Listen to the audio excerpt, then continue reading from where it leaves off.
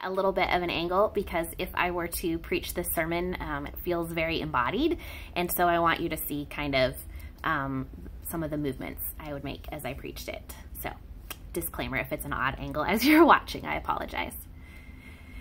So, one of the fundamental truths of our human nature is that we are wired for story. We connect with one another, we connect with God, we connect with this world through the power of story. And our brains, that's how they make sense of the world. They look for patterns, they look for metaphors to unpack, and we share our stories with one another. And so it's not surprising at all that throughout our sacred text, we find stories and metaphors and images. And that when God wants to connect with God's people throughout the Hebrew scriptures, God will tell a story or give an image or a metaphor to do so. And like Jesus did when he was here on earth, the master storyteller himself, the objects, the pictures, the images that are chosen to communicate truth are the objects of everyday lives, of everyday common folk. From food to wine to plants to farming to our story today, which is pots. Pottery and clay, these jars, these bowls, these dishes that were used every day for cooking, for holding items, for storing, and for eating off of.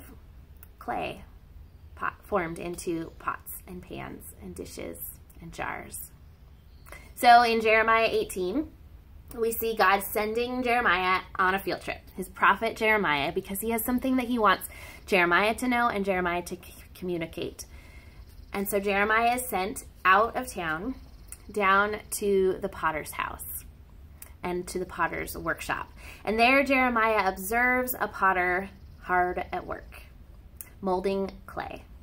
Clay that has been dug out of the ground, water added to it, let cure for a few weeks, then impurities, rocks, sticks, other sorts of things that aren't any good for the clay taken out of it.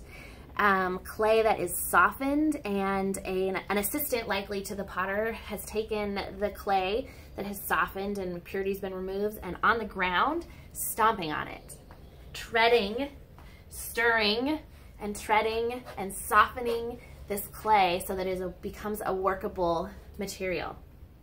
That assistant then packages it up, and the clay is left to cure for about 6 months before it makes its way to the potter's workshop, where the potter takes some of it and puts it on his wheel in order to work it into what it is to become. So Jeremiah observes this potter at his wheel, and the wheel is made up of two large, flattish, roundish stones connected, so one and a connecting rod and one on the bottom. And the potter will sit or will squat in order to kick, you have to be in shape to do this, kick the lower stone to turn his wheel so that it turns as he is shaping and molding. And he is sitting or leaning intimately connected with this clay that he is working, likely covered in water and clay that has been splattered as he works, connected, shaping, molding, working closely with this clay, intimately connected to it. And as Jeremiah watches the potter, he sees that something has gone wrong with the, we'll call it a vase that the potter was making. Something has gone wrong.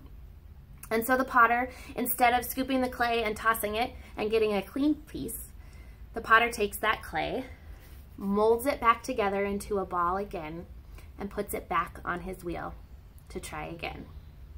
Shaping it as it seemed best to him is the phrase Jeremiah uses. And God whispers to Jeremiah as he is observing this process, I am the potter. God makes it clear to Jeremiah that God is the one who is molding and shaping and working the clay, and that the clay is God's people, the people of Israel. And it would be easy for Jeremiah and for us even to stop here at the story and say, okay, I understand your point, God. The point is that you're in charge. The point is that you are in control. And us as the clay, our job is to submit and to let you do what you want to do. But if we stop there with that explanation, we miss some of the goodness that God is trying to communicate to us through this story.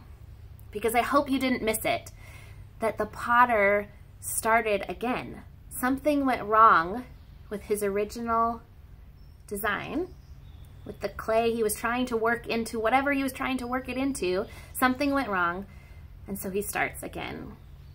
And any good potter worth their salt will tell you that clay and potter are connected in an intimate way. They work together to shape the pot into what it is to become. The clay was not spoiled. It was not for tossing out. The raw materials, they were still there. It could be molded again. And so with care and intimacy and attention and closeness, impurities removed, hands held close, shaping, pushing, pulling, working with the clay, the potter shapes it into what it could be, into what he imagined it could be, into what he thought it should be from the moment his hands touched the clay.